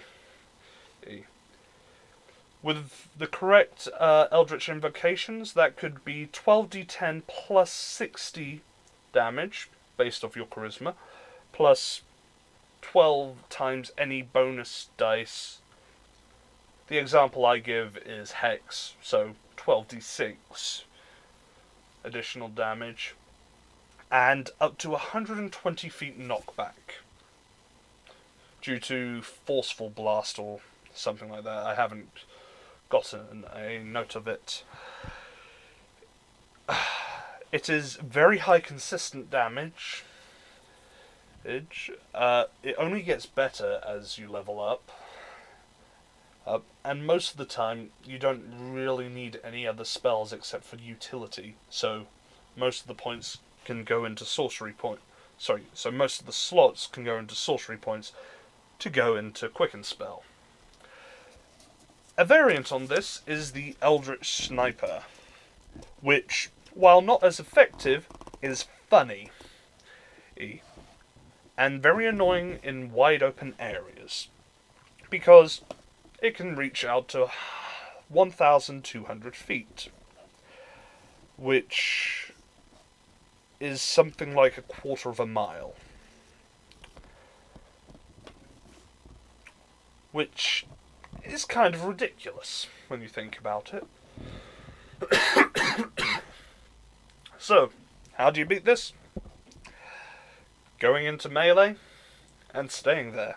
Either teleporting, high movement speed, or, in the rare occasion, knockback immunity.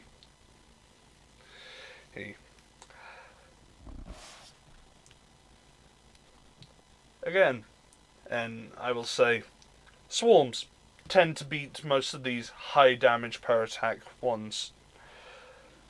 And in this instance, if you force them to make 2 or 3 attacks per each, it suddenly doesn't feel as effective. Again, you can't hit what you can't see. Shorten those sight lines. Do the same as the Crossbow Sniper. Then you have specialized armor and defense. Eldritch Blast is force damage. It is rarely resisted. But there is an item known as the Amulet of Shielding, I think it is. It basically resists force damage and prevents magic missile. Good for a boss to pick up, and very cheap, as it is a common or it's an uncommon or rare item. Something a little more exotic is the Flail Snail. On page 144 of Volo's Guide to Monsters, it has a shell which resists and reflects magic. And, in a tooltip next to it, it does say that armor can be made to imbue these properties. It's expensive, but if you have a high-level bad guy going up against an Eldritch Machine Gun, they would want to shell out for it. Pardon the pun.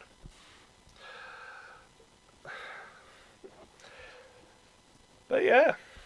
Also, I know people comment on this, that is in fact Caleb from Critical Role. I know, but try looking up Eldritch Blast art. There isn't that much. Speaking of Critical Role, we have Percy for the Crit Fisher. Oh boy. This is the most common broken build that's out there. Usually is a multi-class of Paladin or Rogue to get all those extra dice, plus Champion Fighter to hit on the 19. Sorry, to crit on the 19. Bonus points again for Elven Accuracy, because elves do it better. This class is all about single hits, doing huge damage, rolling all the dice. Usually, as previously mentioned, combined with other builds to make them a little more annoying. Highly luck dependent. I've had the pleasure of playing a couple of one-shots with a Crit Fisher base build, and it just didn't go anywhere. It was a rogue fighter combo. Guy had, well, he was hitting, he just wasn't critting. But say you do have a lucky player. How do you sort of deal with it and limit their potential? Anything that gives disadvantage. This build thrives off of having advantage either by help, flanking, being hidden. Anything that gives disadvantage shoots them in the leg, turns them into still pretty awesome fighter. A more direct way to beat them is having a damage limit per hit. Again, they shoot once. Hard.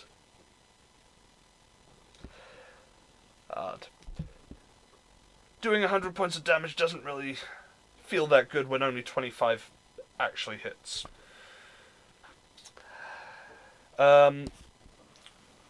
Cancelling crit culture. In Tasha's, there was a lot of good stuff, but namely, there were a couple of items which have the Grave Cleric's ability to cancel crits. This is a fun one to use, because it's not going to be every encounter, and it's not going to be every crit. But it will annoy the player, on the rare occasion. Another way you can do it, swarms of squishies. Ease. Again, 100 damage doesn't really matter if they die in 10. And I do have a note here that if you are truly desperate, you can send them dice which have been cursed by Will Wheaton. I wouldn't want to wish that on my greatest enemy, but it's up to you.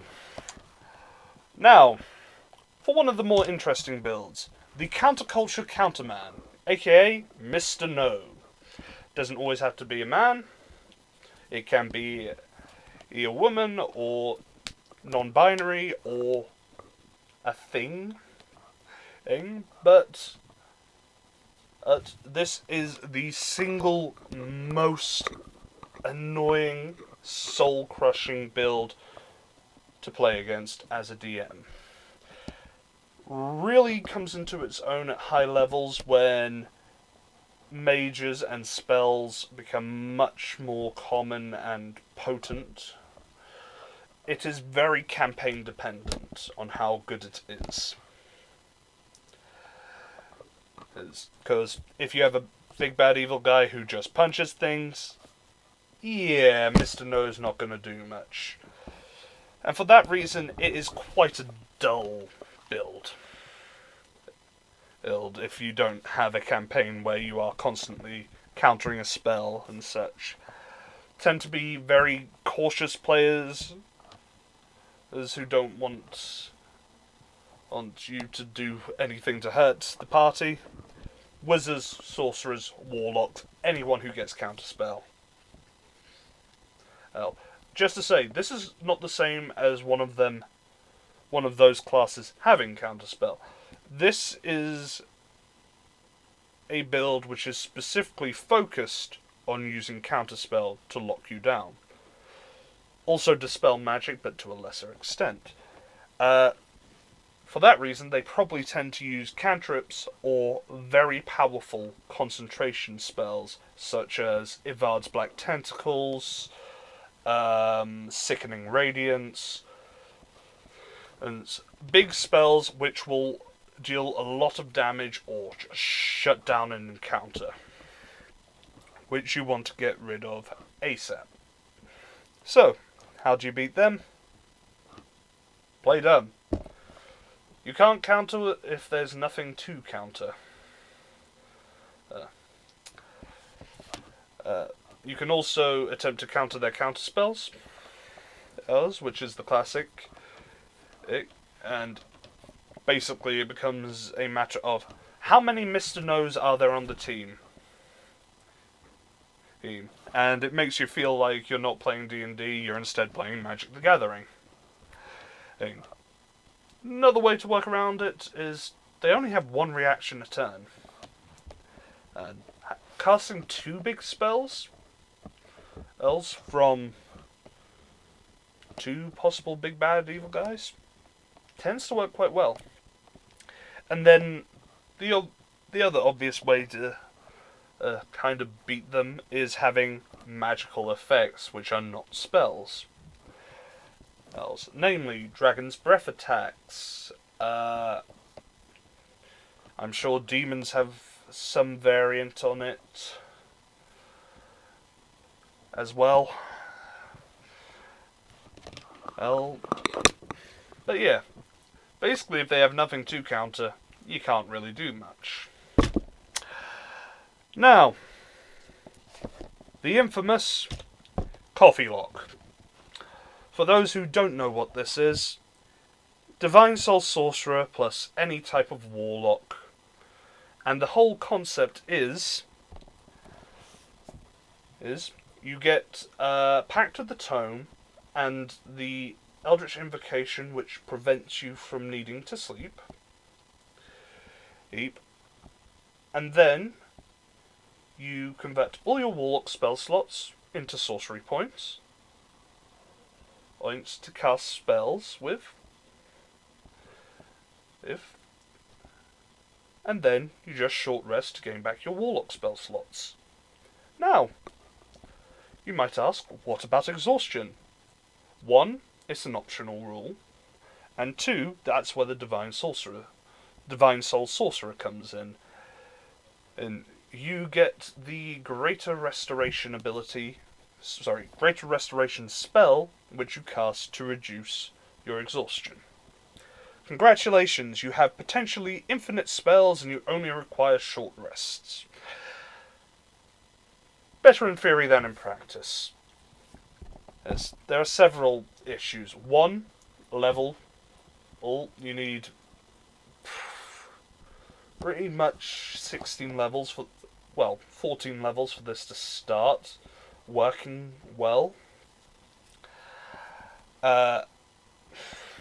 You really need a party to work with you. If the party's not allowing you to stop for multiple short rests in a row, it doesn't really work as well. Well, you are still very fucking squishy, and it is very easy to mess up playing this. Yes. So, what are the solutions? Nowhere in either of the descriptions and for your font of magic or sorcery points does it say that it allows you to go beyond your capped spells slots or capped sorcery points. And it's really a limiting factor for this build. So enforcing that really kind of screws them. No rest for the wicked. They really need those rests, and, allowing them one short rest, and then keeping up the pace with encounters and puzzles and movement, and really can just cripple this build. If they mess up, Exhaustion exists, and can be an absolute killer. Also, by playing this build, you are limiting yourself to 5th level and below spells. For anyone who has not played a high level campaign, 5th level and below spells really don't hit as well in high level. Not compared to the bigger, badder spells. Else. You might be able to tell, but I feel kinda sorry for the Coffee Lock players. It's great in theory, but in practice, kinda meh. TikTok bards. I'll let that sit for a moment. The classic of I roll to seduce the dragon. Doesn't necessarily have to be I roll to seduce. When I say TikTok bards, what I'm referring to is a class which is overly reliant on charms and suggestion to prevent encounters happening in the first place. They don't want to fight, they just want to breeze through and be the charming man from Del Monte. And it's not always bards. Can be warlocks, can be rogues, although rogues tend to be more of a skill monkey and not quite so much spellcastery. Paladins. I have seen a paladin which was a variant on this, who used intimidation at every possible opportunity to prevent fights and make people do what he wished. It was infuriating for the DM. And sorcerers. It was classically charming. They got that bloodline somehow. So, how do you tend to beat these? Language barrier. Most charm effect spells require the creature to understand what you're saying. Most beasts, aberrations, and monstrosities don't really speak any language. They no habla inglés. Which kind of makes it hard for all the TikTok bards to actually do anything. Recognition and rebellion. Usually, most charm effects focus 1, maybe 2 creatures. And most of the time, it's only 1 or 2 creatures that actually get charmed. If an underling recognizes what's going on, they you can have them spur on the rest to take out the thing that is corrupting their boss's mind. Counter charms, resistances, and immunity are more direct ways to try and deal with these charm effects. The greatest thing I've seen is two bards charming off a third party, just overriding each other turn after turn. It was hilarious until it didn't work, at which point the third party realised and smashed both of them. The last thing is, you can always just let them do it. But what happens after it ends? What happens after the charm ends? Hell hath no fury like an enemy scorn. They might come back, this time prepared. And it's a rarity. Easiest way to deal with it, talk to your player. This is very much a socially constructed issue, which you can get around. Right, next one, the Summoner. This isn't so much a major issue as it is just annoying to deal with. Usually druids, wizards, or warlocks, because they have the access to the most summoning spells, but can be pretty much any spellcaster. Again, the action economy makes games far too long and crowds up your battle map. You already might have a swarm of enemies, you don't need a swarm of summoned raptors there as well to slow things down. And most of the time, people playing summoners don't really think ahead about getting spell blocks or tokens or similar. It's a little annoying, but yeah. Those who do tend to want to play war games in D&D. So, obvious ways to counter it is AoE and dispelling the spell rather than the minion. Both of these work well. Summons tend to have low HP comparative to the players, and if you dispel, I think, most druid summons, most wizard summons, their summons actually just go away entirely, whereas if you dispel some of the warlock summons, you have an extra angry demon there, which can be funny. Other ways to deal with it which aren't actively destroying the summons is, well, use group rules. Group all the summons together, have them take their turns after the player or on just one solid initiative.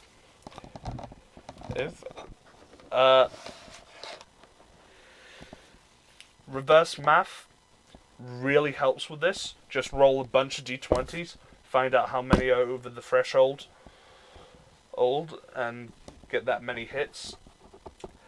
For single creature companions such as familiars, pets, and mounts, have them take their turns after. It is one of the smartest things that Wizard added with the summon spells from Tasha's, having them take their turns directly after the summoner. Also, if you have a player who often gets confused, have the player instruct what they want to do, but then you yourself do the rolling. Most of the time, you're used to dealing with multiple creatures at once, and then you have the Horde and Reverse Math for rules to help you.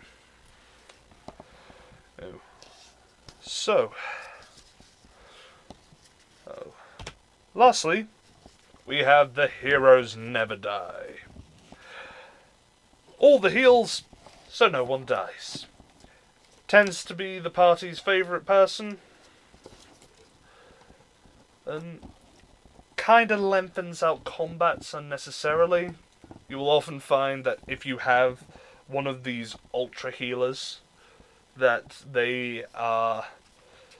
that your fights go on at least half an hour to an hour longer. But on the opposite side, does allow you to get bigger baddies. He's out of it. Usually Life Cleric, but can be any sort of druid, bard, or cleric who focuses mainly on just healing and keeping everyone up. Usually has either crowd control or damage denial as a secondary item in their toolkit. This is less of an annoyance during the fight and more of a scheduling annoyance. And so, how do you beat them? You focus them and one other. Or two others. The reason why this works is most large healing spells affect 4, 5 players and don't actually heal that much. Most single target healing spells, well, are single target. And you only have so many actions per turn. If you damage both the healer and one of the squishies, the healer has to make a choice. Either heal the squishy to deal the damage, or heal themselves to keep them up. It does make encounters go faster this way. Chill Touch effects and HP reduction. What Chill Touch does is it prevents you healing after being hit by it. There is a Warlock. I know Warlocks definitely have it. I can't remember who else has it. Ability called Spirit Shroud, which does the exact same thing. On a hit, it prevents that creature from healing. And HP reduction. Mostly useful in the early to mid game. Stuff like Harm can be devastating, making it very hard to actually have an effective HP pool, which the healer can heal. Grinding encounters. There is this unfortunate thing when it comes to healers, that at the end of a fight, people will go, I could do with some healing, even though they're only missing about 10 to 15 HP. But it costs spell slots. After about 3 encounters, the healer will be out of healing, which is kind of what you want when dealing with them. So having multiple little encounters rather than one big one tends to work better due to that psychological short stop. Lastly, and this is the scummiest of all, you can counter major heals and revives. I have done it before. I have seen players do it in PvP games. It is mean, and you have never seen in glares like it. I did it across Discord. We didn't even have cams on, and I could feel the contempt in the players as from that. That is mean, and I do not recommend doing that, but it is an option. And that's the presentation done. Thank you for watching. And I wish you all a good evening.